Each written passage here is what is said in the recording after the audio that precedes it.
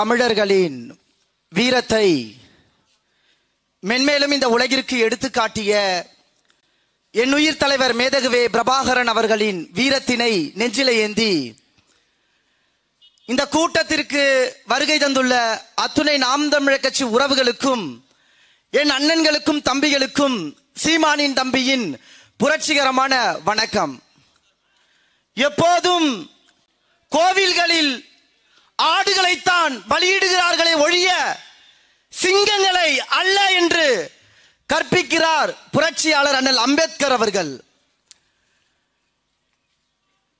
புலிகளை பார்த்து எப்போதும் நரிகள் பயப்படுவது உண்டு.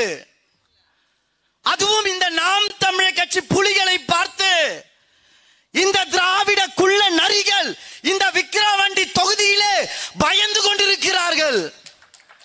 அவர்களுக்கு பயத்தை சீமானின் தம்பிகளும் அண்ணன் சீமான் அவர்களும் ஒவ்வொரு நாளும் ஏற்படுத்திக் கொண்டிருக்கிறோம். நான் இந்த இடத்தில் மேடையில் முழக்கமிடுகிறேன்.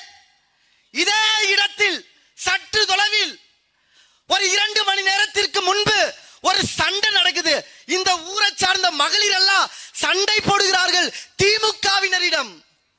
அது என்ன சண்டை உங்களுக்கு தெரியுமா? எங்க வீட்டுக்கு காசு கொடுக்கல, பக்கத்து வீட்டுக்கு காசு கொடுத்திருக்க, ஏன் எங்க வீட்டுக்கு கொடுக்கல? சட்டையை பிடித்து திமுகவினர் நோக்கி மக்கள் கேள்வி எழுப்பி இருக்கிறார்கள். எங்க கொண்டு வந்து நிறுத்திருக்காங்க பாத்தீங்களா? ஒரு மீம்ஸ் ஒன்று பார்த்திருந்தேன். கள்ளச்சாராயம் குடிச்சு அப்பாவை சாகடிக்கணும் என்பதற்காக மகன் கள்ளச்சாராயத்தை கொடுத்திருக்கான். ஸ்டாலினை நோக்கி, ஐயா எங்க வந்து எங்களை நிப்பாட்டி இருக்கீங்க பாத்தீங்களா என்ற கேள்வி கேட்டான். அதே போலதான் விக்கிரவாண்டி தொகுதி மக்களை இந்த திமுகவினர் எங்கு கொண்டு நிறுத்தியிருக்கிறார்கள் என்பதை ஒவ்வொரு விக்கிரவாண்டி தொகுதி மக்களும் உங்கள் மனசாட்சியை தொட்டு கேள்வி எழுப்புங்கள். நான் கேட்கிறேன், திமுகவுக்கு ஏன் ஓட்டு போடணும்? ஒரே ஒரு திமுக கட்சியை சார்ந்தவர்கள் முன்வந்து இந்த காரணத்திற்காக திமுகவுக்கு ஓட்டு போடுங்கள் என உங்களால் பேச முடியுமா? 2021 சட்டமன்ற தேர்தலில் மக்களை சந்தித்தீர்கள், வாக்கு கேட்டீர்கள். நாங்கள் வந்தால் மதுக்கடையை மூடுவோம் என்றீர்கள். 3 வருஷம் ஆட்சி அதிகாரத்தில் இருக்கீங்க, எத்தனை மதுக்கடைகளை மூடினீர்கள்? பதில் உண்டா? கொரோனா நேரத்தில் எடப்பாடி பழனிசாமி சாராய கடையை திறந்து வச்சு குடிக்க வைக்கலாமா? கருப்பு சட்டை போட்டு ஸ்டாலின் போராட்டம் பண்ணாரா இல்லையா? உதயநிதி போராடினாரா இல்லையா? கனிமொழி அவர்கள் போராடினாங்களா இல்லையா? தமிழர்களின் தாலியை அறுக்கிறது அதிமுக அரசு என்று அக்கா கனிமொழி அவர்கள் பேசினாங்களா இல்லையா? இப்ப செய்தியாளர்கள் அக்கா கனிமொழியை நோக்கி கேள்விகளை எழுப்பும் போது எனக்கு வேலை இருக்கு, நான் போயிட்டு வந்துடுறேன் அப்படி பேசுவதற்கான காரணம் என்ன?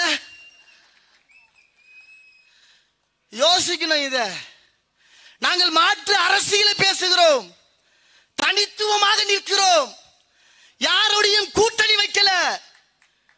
தேர்தல் நேரத்தில் தனித்து களமாடக்கூடிய ஒரே கட்சி தமிழ்நாட்டில் இந்தியாவிலே நாம் தமிழர் கட்சி மட்டும்தான் இருக்கு. வேற ஒரு கட்சியை காட்ட முடியாது.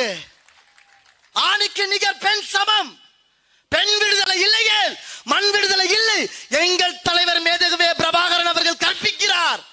தலைவரின் கூற்றை ஏற்று பெண்களுக்கு சரிசமமாக வாய்ப்பு கொடுத்த கட்சி நாம் தமிழர் கட்சி.